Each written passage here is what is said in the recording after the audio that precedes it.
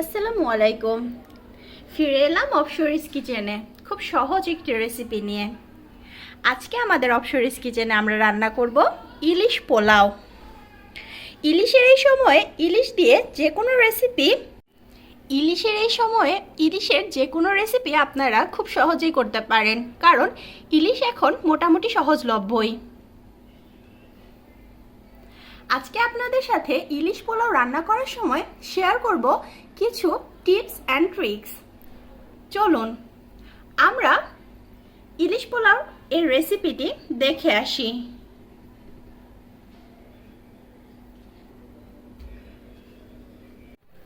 ইলিশ পোলাও রান্না করার জন্য আমরা এখানে 1 কেজি একটি মাছ থেকে 4 পিস কেটে নিয়েছি। মাছগুলোকে আমরা ভালো করে আঁশ ছাড়িয়ে ধুয়ে নিয়েছি। এখন এগুলোকে লবণ এবং হলুদ দিয়ে কিছুক্ষণ মেখে রাখবো। আমরা মাছ ভাজবো না, হলুদ এবং লবণ দিয়ে এভাবে কিছুক্ষণ মেখে রেখে দেব। আপনারা চেষ্টা করবেন ইলিশ পোলাও রান্না করার সময় তাজা মাছ ব্যবহার করতে। মাছগুলোকে আমরা হলুদ এবং লবণ দিয়ে মেখে নিয়েছি। এগুলো এভাবে কিছুক্ষণ রেখে দেব। এর ফাঁকে ইলিশ পোলাও তৈরি করার জন্য অন্য যে উপকরণগুলো প্রয়োজন সেগুলো রেডি করে নেব। ইলিশ পোলাও রান্না করার জন্য আমরা একটি পাত্র আগুনের তাপে গরম করে নিচ্ছি। দিয়ে দিচ্ছি 2 টেবিল চামচ পরিমাণ সরিষার তেল। তেল গরম হয়ে এলে এতে আমরা দিয়ে দিচ্ছি পেঁয়াজ বাটা। এখানে আমরা 1/2 কাপ পরিমাণ পেঁয়াজ বাটা ব্যবহার করেছি। পেঁয়াজ বাটা তেলের মধ্যে হালকা একটু ভাজা ভাজা হয়ে এলে আমরা এখানে যোগ করছি কাঁচামরিচ বাটা।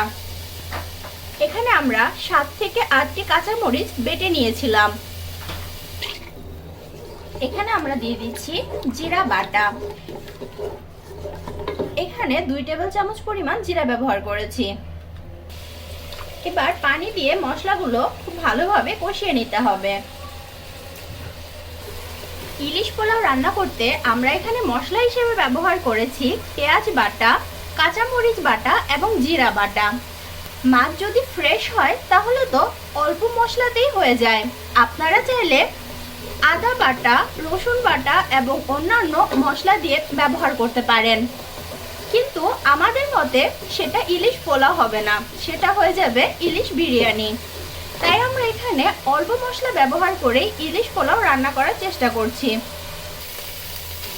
মশলা থেকে কাঁচা স্মেল যখন চলে যাবে এবং তেল উঠে আসবে তখন আমরা বুঝবো মশলা কষানো হয়ে এসেছে। এ পর্যায়ে আমরা দিয়ে দিচ্ছি ইলিশ মাছগুলো।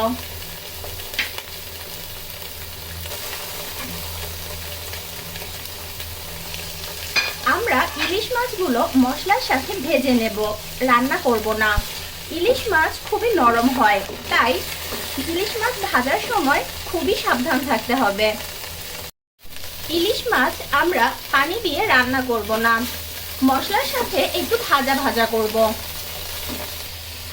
এ সময় খেয়াল রাখতে হবে মশলা যেন নিচে লেগে না যায় এবং ইলিশ মাছ ভেঙেও না যায়, কারণ ইলিশ মাছ অনেক নরম হয়।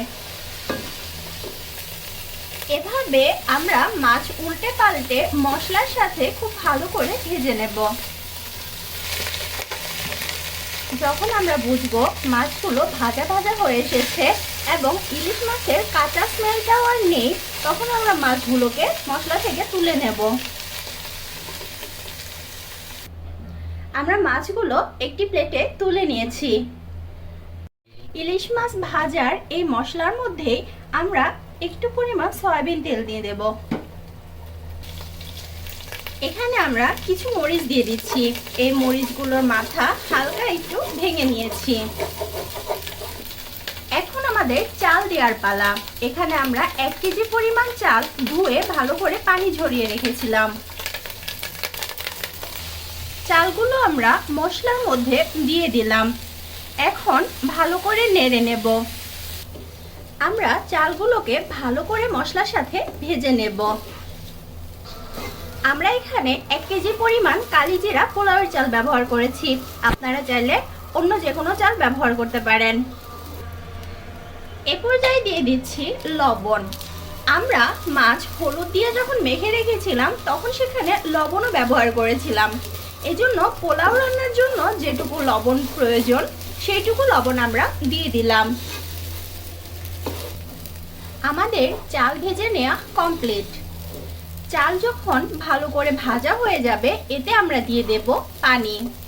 আমরা এখানে 1 কেজি চালের জন্য 2 কেজি পরিমাণ পানি ব্যবহার করছি। আপনারা যখন দেখবেন নিচে শনশন শব্দ হচ্ছে এবং চাল আগে থেকে ভারী হয়ে আসছে তখনই বুঝবেন চাল ভাজা হয়ে এসেছে। আমরা পোলাও রান্নার জন্য যে 2 কেজি পরিমাণ পানি ব্যবহার করেছি সেটা আগে থেকে গরম করে নিয়েছিলাম।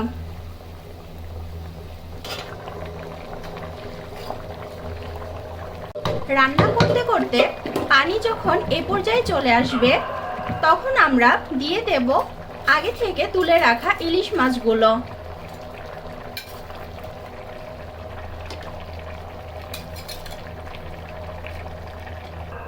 ইলিশ মাছ দিয়ে আমরা ঢাকনা দিয়ে ঢেকে রেখে দেব। মাছগুলোর উপরে আমরা চাল দিয়ে দিচ্ছি। এই কাজটা খুবই সাবধানে করতে হবে। ইলিশগুলো ভেতরে ঢুকিয়ে দেওয়ার পর এ পর্যায়ে আমরা দিয়ে দিচ্ছি পেঁয়াজ বেরেস্তা। বেরেস্তাগুলো ছড়িয়ে দেওয়ার পর আমরা পোলাও দমে দেব 10 মিনিটের জন্য। দমে রাখার পর এখন আমরা খুলে দেখব কি অবস্থা। ওয়াও,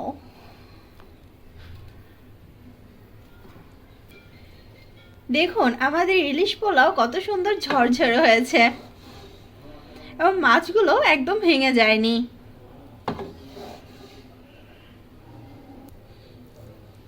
আপনারা এভাবে নাড়ার সময় খুবই সাবধানে নাড়বেন, কারণ ইলিশ মাছ ভেঙে যেতে পারে। ইলিশ মাছের যে কোনো রেসিপি করা খুবই ইজি এবং খুব অল্প সময়ে হয়ে যায়। আপনারা এরকম ইজি এবং অল্প সময়ে রান্নার যে কোনো রেসিপির জন্য আমাদের পেজটি ফলো দিয়ে রাখুন। অবশ্যই লাইক, কমেন্ট এবং সাবস্ক্রাইব করে আমাদের পাশেই থাকুন। ধন্যবাদ।